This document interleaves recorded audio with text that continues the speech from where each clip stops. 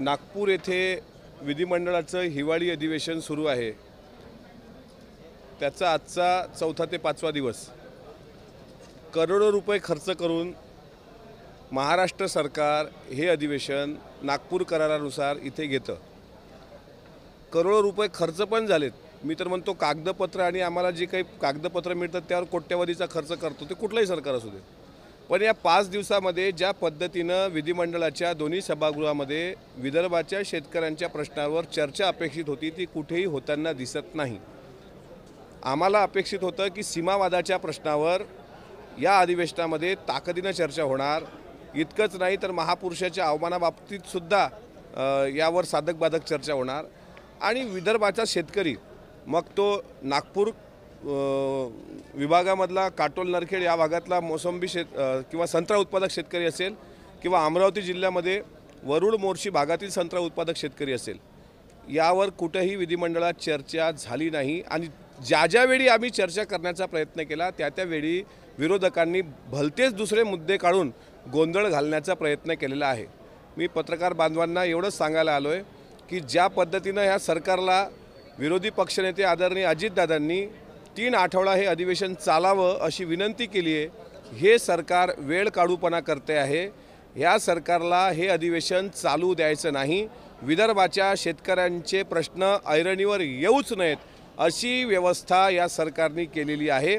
आठवडा पहिला संपलेला आहे, पुरवणी मागण्या मंजूर झालेल्या आहेत आणि फक्त विरोधी पक्षाचा प्रस्ताव किंवा 260 द्वारे जी काही चर्चा असेल अल्पकालीन चर्चा यावरच आता 2-3 दिवस थातूरमातूर आंदोलनाचा एक हे केला जाईल। आमदार निवासामध्ये काय अवस्था होती हे स्वतः मी तुम्हाला व्हिडिओच्या माध्यमातून दाखवलं। ज्यूस सेंटरच्या मागे कशा पद्धतीनं फळाचे ज्यूस आता आमदार लोक घेतात त्यावर आता एक वृत्तवाहिन्यांनी एक व्हिडिओ प्रकाशित केला। म्हणजे कोट्यवधीचं टेंडर कंत्राटदाराला द्यायचं, इथं जेवणाची व्यवस्था नसणे। ठीक आहे, आमदार असतील किंवा आणखी त्यांचे स्वीय सहाय्यक असतील यांच्या जेवणाच्या व्यवस्थेचा प्रश्न तितका महत्त्वाचा नाही असं मला वाटतं की चला तो पण महत्त्वाचा नाही आहे, तो एक वेळ बाजूला ठेवूया। इथे प्रश्न आहे शेतकऱ्यांचा। जर हे अधिवेशन शेतकऱ्यांच्या विषयावर केंद्रित झालं नाही तर या अधिवेशनाला काही अर्थ नसेल। तात्पर्य या तुमच्यासमोर बोलण्याचं एकच की हे अधिवेशन केवळ आणि केवळ आमदारांनी यावं, मौज मजा करावी आणि इथली संत्रा बर्फी घेऊन बायका पोरांची तोंडं गोळ करावी, या पलीकडे या अधिवेशनात काहीही नाही। आज शेतकरी दिवस आहे पण या बळीराजाला अजूनही या सरकारने दिलासा दिलेला नाही। हे सरकार दिलासा देणार की नाही याबद्दल साशंकता आहे। म्हणून या सरकारने या अधिवेशनामध्ये जो वेळ काढूपणा केला त्याचा मी धिक्कार करतो आणि तेच सांगण्याकरता मी आपल्यासमोर उपस्थित राहिलो। काही प्रश्न असतील तर तुम्ही विचारू शकता। आहेत काही प्रश्न? आमदार महोदय जे आहेत, आमदार महोदयांना अस्वच्छतेचा प्रकार पाहायला मिळाला, पोलिसांना जेवण नाही मिळालं, ही परिस्थिती तुम्ही पाहता, याकडे कसं नजर आहे? मी तेच सांगितलं। आता आम्ही ज्यावेळेस आमदारांच्या जेवणाबाबतीत बोलतो आता तो माझा काही एकट्याचा प्रश्न नाही, सर्व आमदारांच्या जीवाचा प्रश्न आहे। कंत्राट कोट्यवधीचं दिलं असेल जर ठेकेदाराला तर तशा सुखसुविधा पाहिजे। सुखही देऊ नका पण सुविधा तर द्या। पण आता ज्यावेळेस मी ट्विट करतो त्यावेळेस 40 पैशांनी ठेवलेली जी लावारिस कार्टी आहेत ती आम्हाला उलटा ट्रोल करतात की हा प्रश्न असू शकतो का। मी तेही म्हटलं की या प्रश्नाला थोडी बगल द्या। पण स्वच्छतेचा जो पैसा स्वच्छतेवर तुम्ही खर्च करताय, जे कंत्राट देताय, 170 रुपये ताटाचं जेवण होतं, जे परवाच्या दिवशी मी व्हिडिओ ट्विट केला ना, 170 रुपये ताटाप्रमाणे कंत्राट दिलं त्या कंत्राटदाराला, काय भेटतं त्या ताटामध्ये? आणि अस्वच्छता किती वाढणारी मुलं ती पण काही मोजक्या तोकड्या मानधनावर ठेवलेली आहेत, ते पण बिचारी परप्रांतातून इथे आलेली आहेत, त्यांचा तेवढा पुरता वापर करायचा आणि कंत्राटदार गबर करायचे असं कंत्राट घेतलंय का? म्हणजे फालतूपणा लावलाय। हा निर्लज्जपणा आहे आणि निर्लज्ज सरकार आहेच। त्याच्यामुळे या निर्लज्जतेचा आम्ही करावा तेवढा निषेध कमी। आता हे ज्यूस सेंटर आहे, या ज्यूस सेंटरमधले जे फ्रूट्स आहेत, तुम्ही पण ज्यूस घेता, आम्ही पण तिथे ज्यूस घेतो, ते बघा जरा फ्रूट कुठं धुतल्या जात आहेत।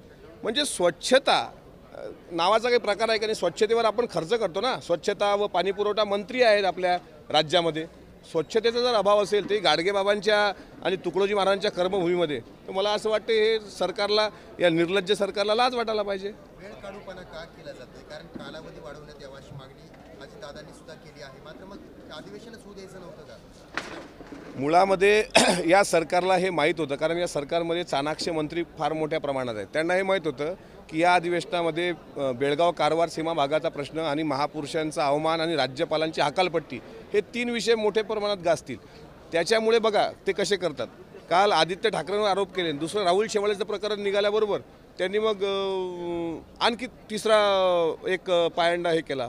म्हणजे विरोधकांना बोलू द्यायचं नाही, प्रश्न भरकवण्याकरता, वेळ काढूपणा करण्याकरता सातत्यानं आणि जाणीवपूर्वक हे त्यांनी ठरवलेलं आहे. आणि मी तुम्हाला आठवत असेल, दिवाळीच्या दिवशी शेतकऱ्याच्या बांधावर जाऊन ज्यावेळेस आम्ही जेवण केलं त्या दिवशी सांगितलं होतं की 500-700 कोटी रुपये इकडं खर्च केल्यापेक्षा विदर्भाच्या शेतकऱ्यांना देणार आहो. कशाला तुम्ही बळीराजाच्या नावाने थट्टा मस्करी करताय?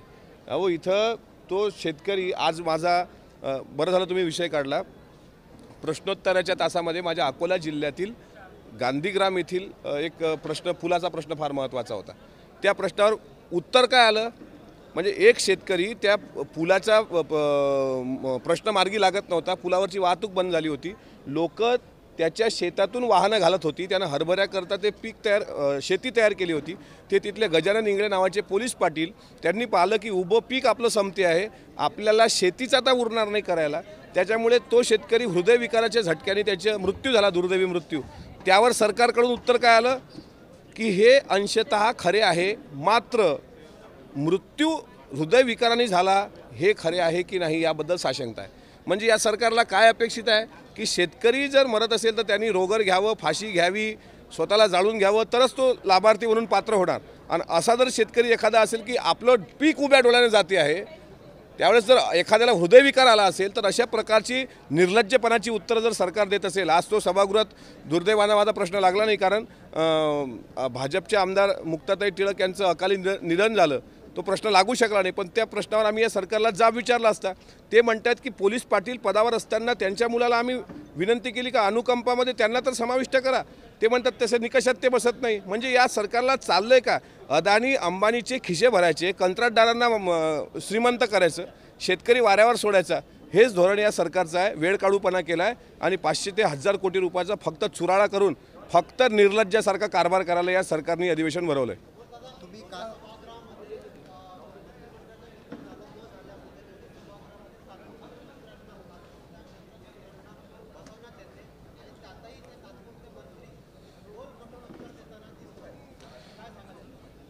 हे बघा, तेच मी काल माझा प्रश्न होता राज्य फलोत्पादन मंत्र्यांना आणि उत्तर दिलं उदय सामंतांनी.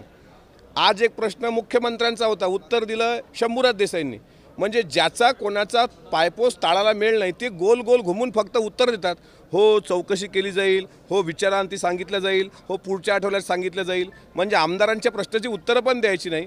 मंत्रिमंडळाचा विस्तार न झाल्यामुळे त्या खात्याचा अभ्यास असणारा मंत्री सभागृहात नाही आहे. मला स्वतः माहीत नाही सामाजिक न्यायमंत्री कोण आहे म्हणून. मी तर आमदार आहे. एकट्या मुख्यमंत्र्यांकडे 11 खाती आहेत ना, उपमुख्यमंत्र्यांकडे 8 खाती आहेत. 8 खात्याचा कारभार, ऊर्जा मंत्री ते, अर्थमंत्री ते, सगळं. म्हणजे उत्तर द्यायला आपल्याला वेळ नाही, मंत्रिमंडळाचा विस्तार नाही, फक्त वेळ काढूपणा. आणि खरं सांगतो, मी अगदी प्रामाणिकपणे बोलतो, मी आमदार म्हणून बोलत नाही, एक शेतकऱ्याचा मुलगा म्हणून बोलतो. शेतकरी या विषयाबद्दल या 4ही दिवसात आणि आगामी 5 दिवसात कुठलाही ठोस निर्णय झालेला नाही. कुठलाही काही फक्त आणि फक्त मजाक मारा करायच्या. और ज्यावेळेस शेतकऱ्यांचे प्रश्न उपस्थित राहतात त्यावेळी हे सत्ताधारी असे कौरवासारखे हसत बसलेले असतात. त्यांना लाज वाटायला पाहिजे की जिथे आता 5 स्टार हॉटेलमध्ये जे आमदार थांबलेले आहेत ना, त्यांना विचारा, तो सकाळी कॉम्प्लिमेंटरी नाश्ता असतो त्याच्यामध्ये छोटे छोटे जे संत्रे असतात ना त्याचे रेट विचारा, संत्रा बर्फीचे रेट काढा. आणि संत्रा उत्पादक शेतकऱ्याची परिस्थिती बघा. यांना थोडी जनाची नाही तर मनाची लाज असायला पाहिजे. पण मूळ मुद्द्याला बगल देण्याकरता मग काहीतरी करायचं. पण शेतकऱ्याबद्दल हे सरकार अत्यंत असंवेदनशील आहे. त्यामुळे या सरकारचा धिक्कार करावा, निषेध करावा की यांना आता काय जोड्याने हाणावं, हाच मला प्रश्न पडला आहे. तुमचं काल एक विधान होतं, भाजपकडे लक्ष देऊ नका, काळी टोपी ही डोकं पोखरते. हे विधान जेव्हा तुम्ही केलं त्यानंतर राम सातपुते यांनी तुमची नाराजी व्यक्त केली. ते म्हटले की ही अशी तुमची लायकी नाही बोलण्याची, मात्र तुम्ही राष्ट्रीय स्वयंसेवक संघाला जर असं बोलत असाल ते कदापि सहन केलं जाणार नाही. राम सातपुते कोण आहे, आमदार आहेत का? मला अशा नावाचं कोणी आमदार इथे असेल असं मला वाटत नाही. पण तरी तुम्ही त्यांचं नाव सांगितलं आहे. शेवटी असं आहे, मी काय बोलावं हा मला भारतीय राज्यघटनेने दिलेला अधिकार आहे. माझी लायकी काढणाऱ्याची काय लायकी आहे हे त्या मतदारसंघातल्या लोकांना विचारायचं. मी काय म्हटलं माझ्या याच्यामध्ये याच प्रश्नावरून की ज्यावेळी संत्र्याला काळी माशी पोखरते त्यावेळी तो संत्रा काळा पडतो. म्हणून काळ्या माशीपासून आणि काळ्या टोपीपासून सावध राहा. काळी टोपी माणसाचा मेंदू पोखरते. याचा RSSचा काय संबंध? याला उगाच ते जे काय तुम्ही ज्या आमदारांचं नाव घेतलं त्यांनी जाणीवपूर्वक अशी हवा देऊन एकतर काय अमोल मिटकरी बोलला तर त्याची उत्तरं त्यांना त्या पद्धतीने देता येत नाहीत. मग माझी लायकी काढायची. अरे बाबा तुझी काय लायकी आहे मला बोलायला लावू नको. आणि त्या नावाचा कोणी आमदारच सभागृहात आहे का याबद्दल मला साशंकता आहे का. अर्धे आमदार तर ओळखीचेच नाहीत कोण आमदार आहे म्हणून. ते बॅच लावल्याशिवाय कळत नाही हा आमदार आहे म्हणून. पण त्या नावाचा कोणी आमदार आहे का I don't know. Jayant Patil यांचं एक विधान आलं होतं त्यामुळे नाराजी व्यक्त केली. छत्रपती शिवाजी महाराज असतील, सावित्रीबाई फुले असतील, ज्योतिबा फुले आंबेडकर असतील यांच्याबद्दलही विधानं झाली मात्र कारवाया झालेल्या नव्हत्या. त्यावर हे तसेच आहेत. सुरेश भटांची कविता आहे, हेही असेच होते तेही तसेच होते, आपापल्या ठिकाणी सारे ससेच होते. कसं आहे की महापुरुषांचा अपमान झाल्यावर न बोलणारी लोक लव जिहादबद्दल बघा कशा पद्धतीने बोलतात. त्याच्यानंतर भगवा रंगाला सुद्धा धर्माचं रूप देण्याचा प्रयत्न करतात.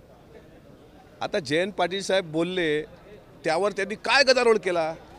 समजा निर्लज्जपणा हा शब्द संसदेच्या कामकाजात बसत नाही हा जर त्याचा नियमावली असेल असू शकतं मे बी. दुसरं सांगा ना. आता एखाद्या माणसाला आपण म्हणतो तू लायकीचा नाहीस हे त्यांना बरं वाटतं, पण तू नालायक आहेस हे म्हटल्यानंतर त्याला वाईट वाटतं. बरं शब्दाचे दोन्ही अर्थ एकच आहेत की तू लायकीचा नाहीस. लायकीचा नसणे म्हणजे नालायकच नाही. आता एखादा शब्द त्या गदारोळात एकट्याने जयंत पाटील साहेबांनी वापरला असा नाही. दोन्ही भागातून असे शब्द वापरले गेले. फक्त माईक चालू होता. दुर्दैवानं तेवढाच शब्द लोकसभेच्या आपल्या विधानसभेच्या सभापतींना ऐकू गेला आणि त्यांना विधानसभेचे सभापतीच 3-4 पक्ष फिरून आलेले आहेत. त्यांना खालून चंद्रकांत पाटलांनी आदेश दिला आणि त्याची त्यांनी अंमलबजावणी केली. महापुरुषांच्या बाबतीत अत्यंत असंवेदनशील असणाऱ्या सरकारला या बाबतीत कशा संवेदना आहेत. काळी टोपी काढल्याबरोबर कशी बुडाला आग लागली. महापुरुषांच्या बाबतीत तुमच्या मनात लाज नाही आहे म्हणजे जराशी तरी नाही आहे का दयामया. ज्यावेळेस छत्रपती शिवाजी महाराजांचा अपमान काळी टोपी घालून भगतसिंग कोश्यारी करतात त्यावेळेस त्या आमदाराला लाज उत्पन्न होत नाही का. ज्यावेळेस महात्मा फुले आणि सावित्रीबाई फुलेंबद्दल इतक्या खालच्या पातळीवर काळी टोपी घालून भगतसिंग कोश्यारी बोलतात त्यावेळेस त्या आमदाराला लाज वाटत नाही का. त्या आमदारांनी स्वतःची अवकात बघावी. माझी लायकी काढू नये. त्याची लायकी काय. अरे कुठं कोण्या बिळात तोंड घालून बसला होता ज्यावेळी शिवाजी महाराजांनी महात्मा फुलेंचा अपमान होत होता. आमच्या कर्मवीर भाऊराव पाटील आणि बाबासाहेबांनी भीक मागितली हे शब्द या लोकांचे नालायक मंत्री वापरतात. त्यावेळी हा कोण्या बिळात तोंड घालून बसलेला होता. त्याच्यामुळे अशा नालायक लोकांच्या बाबतीत काय बोलावं. हे असंवेदनशील आहेत. त्यामुळे जर यांना मुद्द्याची लढाई करायची असेल तर आमच्यासोबत यावं आणि गुद्द्याची लढाई करायची असेल तर रस्त्यावर यावं. शेवटी दोन्ही गोष्टीत आमच्यामध्ये सामर्थ्य आहे. मुद्द्याची लढाई मुद्द्याने आणि गुद्द्याची लढाई गुद्द्याने. त्यामुळे या सरकारला या अधिवेशनामधून फक्त वेळ काढूपणा करायचा आहे. शेतकऱ्यांबाबतीत तुम्ही सांगा. आता एवढे पत्रकार बांधव आहे. सुधीर मुनगंटीवार साहेब ज्या मतदारसंघाचं प्रतिनिधित्व करतात त्या मतदारसंघामध्ये गेल्या काही दिवसात 10 शेतकऱ्यांना वाघ किंवा बिबट्या त्यांनी उचलून नेऊन फस्त केले. शेतकरी कुठं चर्चा झाली. तात्पुरती काहीतरी मलमपट्टी करणारी तुम्ही 2-4-5 लाख रुपये दिले असतील पण परमनंट उपाययोजना का. बरं ते वनमंत्री आहेत. वनमंत्र्यांच्या मतदारसंघामध्ये जर शेतकऱ्यांना उचलून नेऊन वाघ खात असतील आणि त्यावर कोणत्या उपाययोजना होत नसतील त्यावर चर्चा होत नसतील आणि मागे हात बांधून सभागृहात आझादी का अमृत महोत्सव म्हणून फक्त तुम्ही तोंडाची फक्त वाफ गमावत असाल. कसला आझादी का महोत्सव रे. हे अधिवेशन ज्यावेळेस रंगरंगोटी सुरू होतं ना माझ्याकडे तिरंग्याच्या स्कार्फनी हे अधिवेशनाच्या भिंती हे केल्या गेल्यात. पण आता असं आहे की ज्यांनी ते केलं त्याच्या लहान मुलांचा प्रश्न येतो. तो बाबा भेटला आम्हाला परवा. म्हणजे तुम्ही आझादी का अमृत महोत्सव म्हणताय. लाज वाटायला पाहिजे या लोकांना.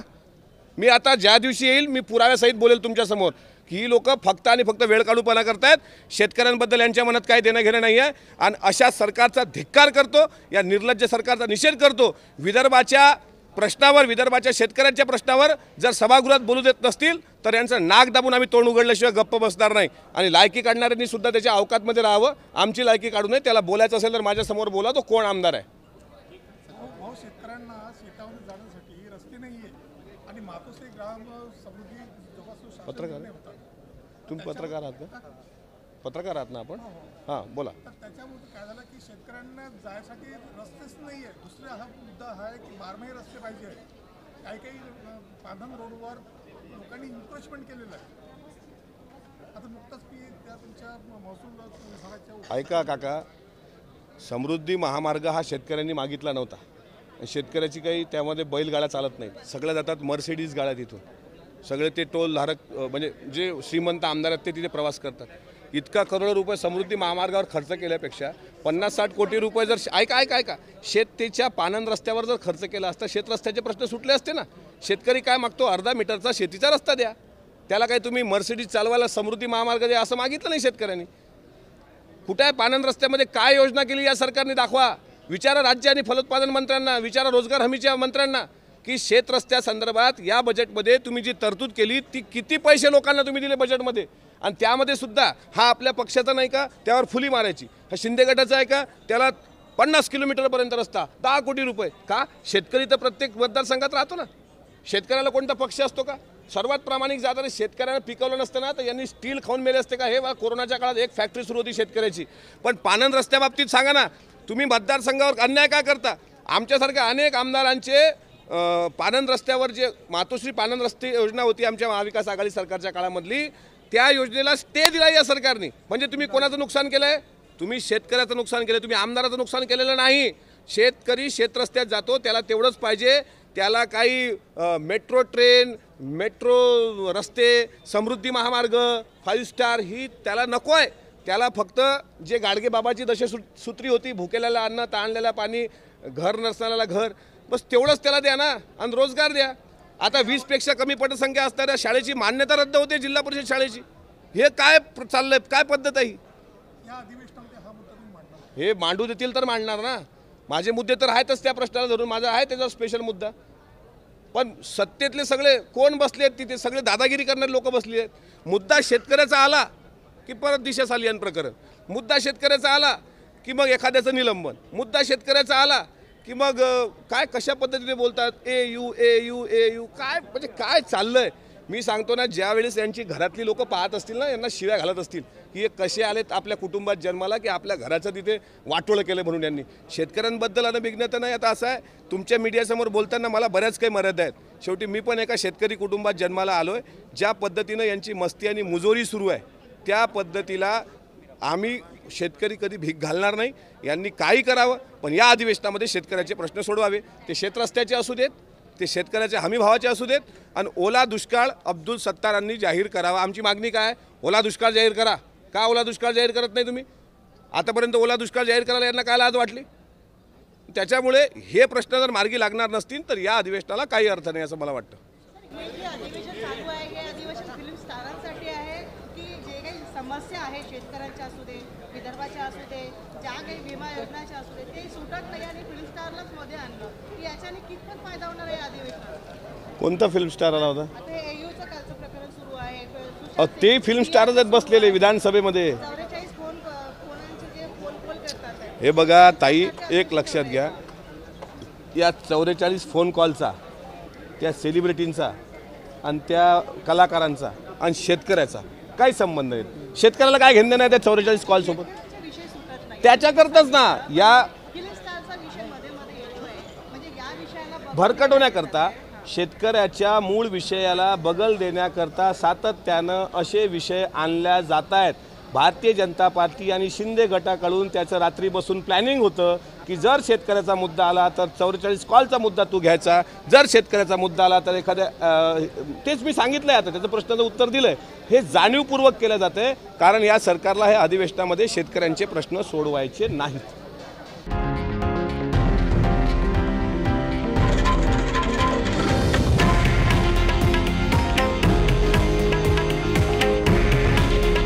हे आहे देशातील नंबर 1 न्यूज नेटवर्क आणि आपण पाहत आहात TV9 मराठी. काळजी तुमची, हित महाराष्ट्राचं.